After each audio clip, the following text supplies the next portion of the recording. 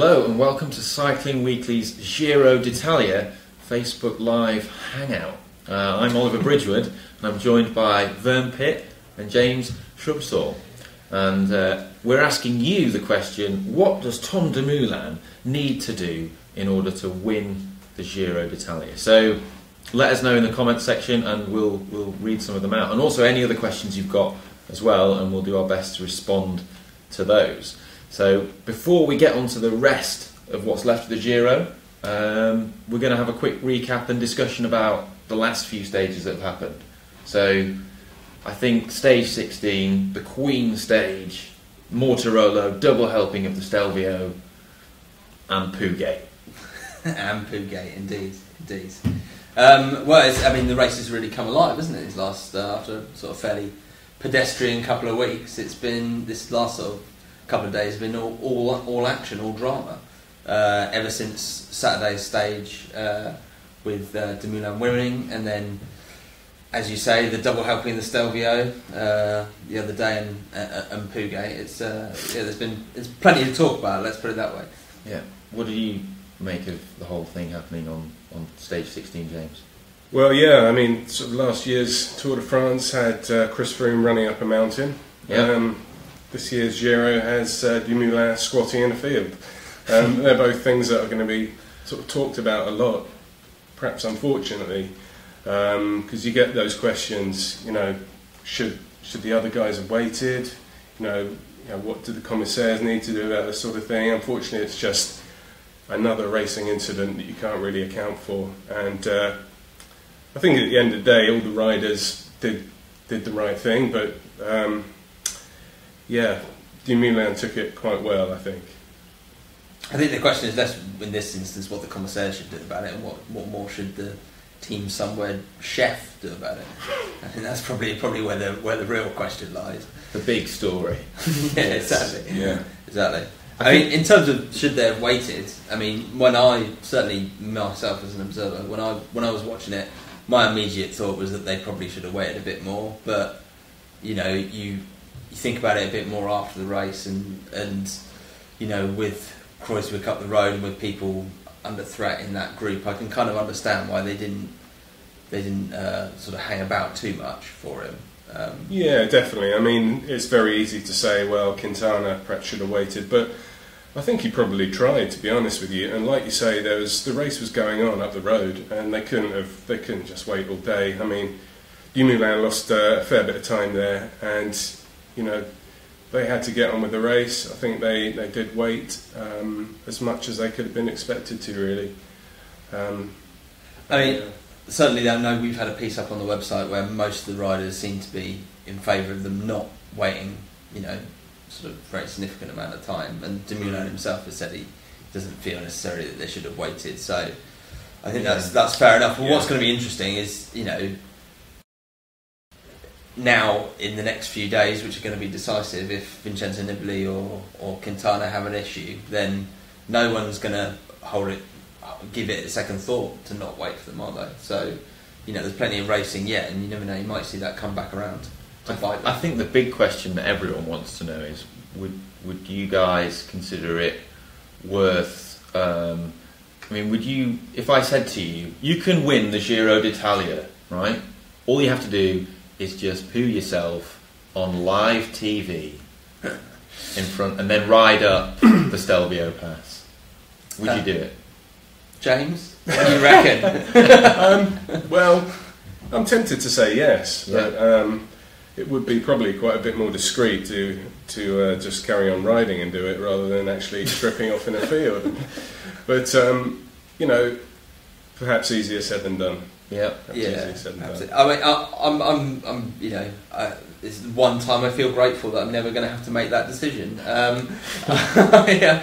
I think it probably is worth it, isn't it? Really, I mean, that's the situation Greg LeMond found himself in famously in '86, I think it is. You do what you need to do. If you see what I just can't imagine what was going through his mind. I mean, it must have crossed his mind. Do I just try and hold? Do I carry on? Do I stop and release this, or do I let it happen and then just try and carry on. I mean, well, as cyclists, we've all been there, haven't we? We've all been there. We've kind of, certainly with number ones, you ride along for ages thinking, oh, do I need to stop, don't I? Especially if you're in a group ride, perhaps a sportive. So yeah, I imagine he was thinking about it for quite a long time. But I feel it's kind of a bit sad that we have to talk about it so much. It's a bit unfair for the poor bloke. But it could well end up deciding the race. Yeah, it really could. It is like on a marginally more serious note. I mean, certainly his performance that day in keeping that gap to about 2 minutes, wasn't it? I think he lost. He's now 31 seconds. He's now 31 seconds ahead, isn't he? Yeah. So, I mean, in keeping that kind of gap, what it was, that ride that he did up the Stelvio, I think, won him a lot of fans, really, the way he handled the whole situation and the performance he put in, because he clearly, had he been in that group, would clearly have been there with them, given the way he rode that day. So, yeah, I mean, I think he'd already shown on Saturday the stage to Oropa. I mean, he dealt Quintana a pretty serious psychological blow, I would have thought. We dropped him coming into the finish there, put I think 14 seconds into him, and he's looked rock solid ever since. Yeah, we're just having a few comments coming through on Facebook, and Ali Bainton says that Dumoulin, in order to win the Giro, needs to change to his team for a squad that can actually help him. Which I think is, if you compare, I mean, his team have obviously helped him a lot, but in some ways, if you compare other Grand Tour winners in the past few years, Dumoulin is on his own at the end of on the decisive climbs. He has looked a bit isolated at times, whereas a lot of his rivals have teammates there. Yeah, I think that's true. I mean, his team clearly isn't as strong as Nibali's or Quintana's team. Him, that's true. I mean, the big test of that's probably going to be the stage that's going on right now as we speak. This is exactly the kind of stage where you get found out as a weak team, short, lots climbing. Yeah. So I think we'll have an answer to that by the end of today. But it's a totally. But I think the one thing that is worth pointing out is that he did have a very strong super domestique at the start of the tour in Wilco Kelderman. But we never knew how he was going to go because he crashed out, didn't he, very early on, unfortunately. But I mean, he's a rider that has, I believe, finished in the top 10 of the Giro in his own right, or he's been there in the Young Riders competition. He's a very good climber. Yeah, that's a very good point. I mean, you could probably fairly safely have said that he would have been there with Dumoulin when he was climbing the Stelvio, along with he had 10 down with him for a bit, didn't he, very briefly, and then. That would have put him in roughly the similar situation to Movistar and Bahrain. I think they had maybe 1, maybe 2 domestiques still there at that point in the race. So, yeah, you're right. They've been unfairly damaged by that crash in the first week. So, what about yesterday's stage? What did you make of that? With Pierre Rolland's rather impressive. Oh, it was great, wasn't it? Yeah, well, they've been winning, haven't they, Cannondale, for that Grand Tour win. And I think that was sort of fairly obvious on Rolland's face when he crossed the finish line. I mean, really did look like a man that was very happy and very relieved as well. And I'm sure there was a bit of champagne flowing in the Cannondale camp that evening. I mean, and Rolland as well. I think that's the first race he's won in 2 years, I think. I mean, I think you have to go quite a long way back to find the last Grand Tour stage he won.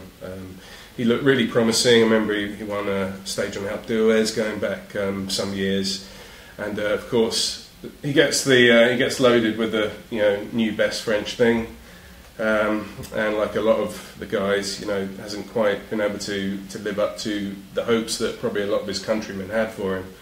But fair play, he's a really strong rider, and he showed that yesterday, and he was obviously extremely determined. There was not a lot that was going to sort of prize him away from crossing the line first, I'd say. Yeah. What is pretty cool as well is that Jonathan Waters, who's the DS, the team, he posted Pierre Rolland's Training Peaks data on Twitter, which if you've not seen this, it's absolutely outrageous. I mean, so the first thing you've got to bear in mind is Pierre Rolland weighs around 67 kilos, okay? And The stage took 5 hours 44 minutes, okay, during which time he averaged 305 watts, right? And he had normalised power of 332 watts. And for the last 12 minutes, if that isn't enough, for the last 12 minutes of the stage where he broke away and took it on himself and took the win, he averaged 440 watts, which was the last one. It's like, that's pretty impressive, isn't it? He's, like you say, he's not the biggest guy, and yeah, the determination came in there, I imagine. I expect he's got pretty sore legs today. Yeah, I don't think he's going to be winning today's stage. I think he'll be chilling out today. It says also that he burnt 5,793 calories. That's that's a lot of chicken, isn't it? It's a lot of Big Macs, yeah. That's a passport to eat exactly what you want. A lot of Toblerone. I mean, you've got to be pleased with the guy. He nearly won on, I think, was it Sunday when he put in a big attack on the stage that Youngles won. So he's clearly been aggressive and definitely deserves that win. Great to see as well, and great to see. It's good for the sport as well for Cannondale to be getting success once again in the Grand Tour. Yeah, it never rains, but it pours, does it? They haven't won a race for what? A long time. I don't know the exact length of time, and then win in California, and then win here 2 years. 2 years, I believe. So looking ahead to the next few stages now. What do we make of those, and what do we? Well, I mean, today's stage is the big one. You guys can't see it, but we've got it on just out of shot here. This is the one where I would have thought if you're Quintana and Nibali, you've really got to try and put some time into Dumoulin and Sunweb, because it's one of those. It's short. There's a shed load of climbing. It's exactly the kind of stage that says ambush, rip the whole thing to shreds, get him isolated as early as you possibly can, because there's a lot of climbing here. And it could potentially be found out.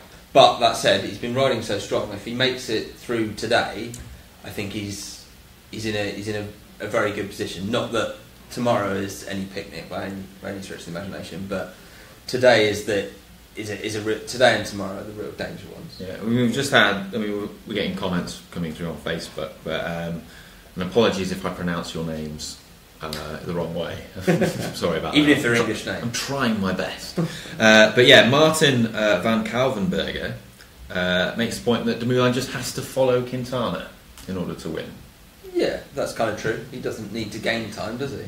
He doesn't. I imagine that following Quintana is probably easier said than done, to be fair. We've got three really hard stages coming up. Today is the obvious one. In fact, Mauro Vegni, Giro organiser, described it as difficilissimo, which roughly translates as bloody hard, I think. And he said it was sort of like the unofficial Queen stage as well, which that's today's stage with five big climbs. You can see why. I imagine this is the one Dumoulin is really worried about. Yeah. And I think I agree with you, Vern. I think Quintana's got to go for the early one. But the two stages after that, tomorrow ends with a Cat 1 climb. The next day has two Cat 1 climbs in the second half.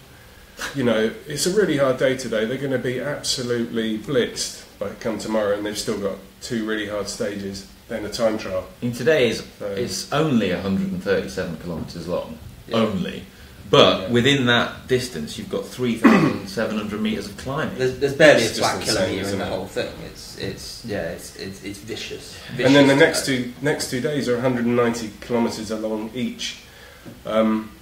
So that is quite some distance, and again, lots more climbing. I have to say, having said today is a very important stage. Tomorrow, the final climb. I was looking at the profile tomorrow, and the final climb tomorrow has got like 5 kilometres. I've got it here somewhere. It's got several kilometres that are really steep, like about 9% or something at the first half of the climb, and.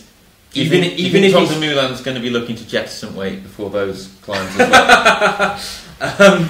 God, I hope for the viewing public that he's not going to do Maybe that. it's going to become his thing, like his trademark move. He's done it before, hasn't he?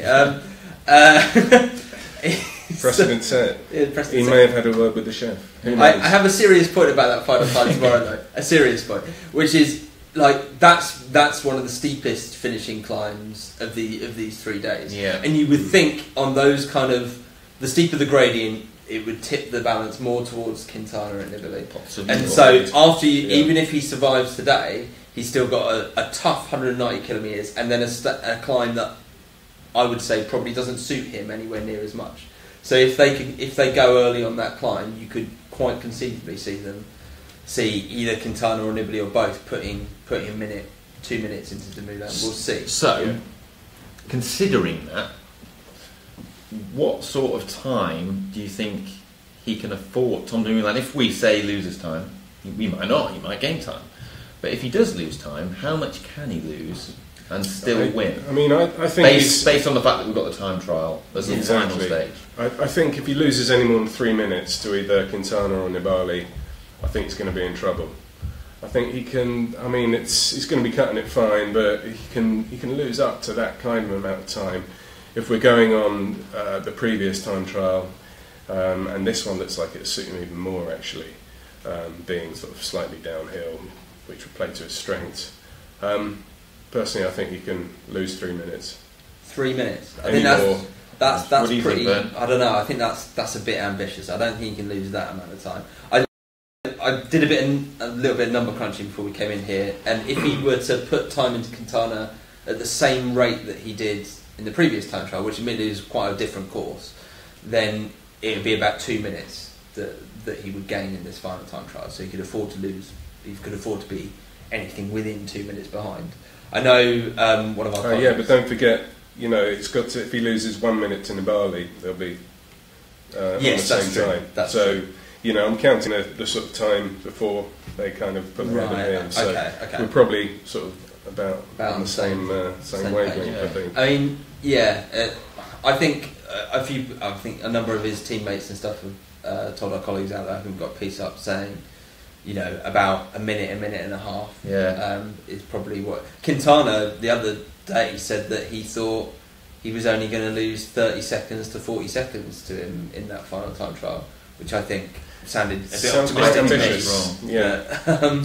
Yeah. Jason Burrows on Facebook says that he needs to repeat the 1989 Tour de France and win by 8.5 seconds. Well, It would be good to see a really be close exciting, finish. wouldn't it? Yeah, it'd be really cool to watch. We all want that. We all want it to be really close like that. But I think that being a bit of a time trial nerd myself, I think it will be about a minute and a half at least. about a minute and a half. That he will take out of Quintana in that final time trial. The reason being that it's mostly downhill if you look at the profile. It's not a descent, but it is slightly downhill. I think that we're very fast, and when you get up to those higher speeds, that's playing to Tom Dumoulin's strengths in a couple of ways. Firstly, he's very good as a TT specialist at putting out the power on the flat and on that slight downhill. Quintana generally seems to be better when he's got a gradient to push against on a climb. And the other thing is the drag coefficient. Tom Dumoulin's time trial position is exceptional. His drag coefficient is very, very low. Quintana's time trial position isn't. Not that, Although he is smaller, which helps his drag coefficient. But if you look at his head position, for example, and his ability to stay in a TT position, it's bad, right? And you can compare the two, look at pictures online or whatever. But as soon as you start going really fast, and if this is going to be a fast time trial, then the faster you're going, the more important your drag is. At which point it starts to swing in Dumoulin's favour. Yeah, and those definitely sorts will. of things become exaggerated, don't they? Yeah. But the other thing is that Dumoulin, he's such an accomplished time trialist, whereas Quintana probably at the other end of the scale. I think if it comes down, it looks like it's going to be pretty close between the two.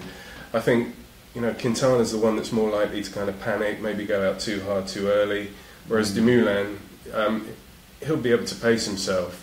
He's clever enough, experienced enough to be able to pace himself properly to the finish and not give in to the sort of nerves that could trip someone else up. Well, you say that, but he's not done. He's not done. I think that's true, but at the same time, you have got the fact that he's not been in that situation on the verge of winning a Grand Tour before now. So I mean, it will be a new situation for him, no doubt. I think he will also be in unknown territory to some extent. And the other thing is that, you know, even if Dumoulin looks like he's got enough time to sort of take it home with a bit to spare, you know, all it takes is one bad day. You know, I mean, I think Nibali lost 2 minutes in the previous time trial to Dumoulin, and on a bad day, 2 minutes is nothing. I mean, it could all just go out the window. So having this time trial right on the very last day is really going to sort of keep us all on the edge of our seats, I think, until the very last minute. That's assuming, of course, that that he hasn't fallen completely out of contention by the time we get there, which I think that would be a bit of a shame for the race, but it's not impossible because you could make the argument that if he's still right up there. Yeah, no, exactly. You could make the argument that if he's going to lose, if they're going to take enough time on him, it's possibly not going to be them taking a couple of minutes on the stage. It's possibly going to be Dumoulin blows like he did in the Vuelta. Although I think he's in quite clearly better shape than he was in that Vuelta where he nearly won. I think the great thing about this Giro is that still, at this stage, we don't know who is going to win. In some Grand Tours in the past, in the recent past, it's been a bit of a procession by this point. Someone has run away with it, whether it's Froome or Quintana or whatever, and then it's just become, or even Nibali has done that as well, and it's just become a bit... But I still feel, we don't know who's going to win, and that's great. Yeah, that is good, and it's got the classic element as well of being, you know, a couple of pure climbers like Nibali and Quintana versus, you know, Rolland like Dumoulin. It's that classic two totally different styles, but in kind of perfect balance, if you know what I mean. At the moment, anyway. Brilliant. Right, well, I think we'll end it there. So thanks for watching, and tune in next time. And I want Dumoulin to win. People's favourite after Tuesday. Yeah. Or is that the time trialist in you? Yeah. Nothing wrong with that. But yeah.